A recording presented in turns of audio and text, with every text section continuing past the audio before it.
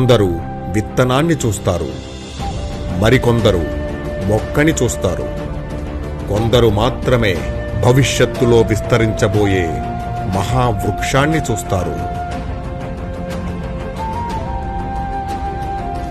ఆయన ఆలోచనలు ప్రస్తుతంలో అప్రస్తుతంలా అనిపించవచ్చు.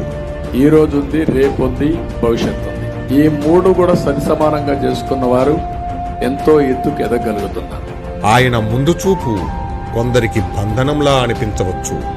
95 నేను మాట్లాడింది ఐటీ మాట్లాడాను. ఈ రోజు నేను మాట్లాడేది ఏఐ మాట్లాడుతున్నా, ఆర్టిఫిషియల్ ఇంటెలిజెన్స్ మాట్లాడుతున్నా. కాని భావితరాల భవిష్యత్తుకు, భద్రతకు అది దారి చూపే దిక్సూచిలా మారుతుంది.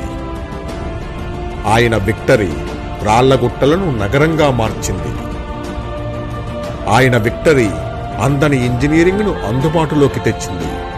ఆయన విక్టరీ భరోసా లేని పేదలకు బీమానిచ్చింది.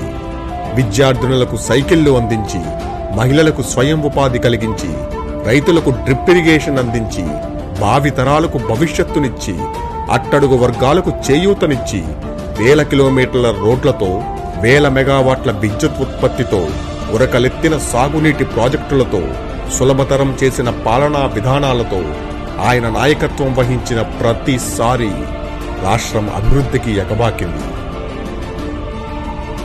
ఆయన్ని ప్రేమించొచ్చు, ఆయన్ని ద్వేషించొచ్చు, కానీ ఆయన తీసుకొచ్చిన మార్పుల్ని, ఆయన ఊహించిన విజన్ని ప్రతిక్షణం మనము, మన పిల్లలు, మన భావితరాలు నింపాదిగా అనుభవిస్తామన్న సంగతి మాత్రం మర్చిపోవద్దు.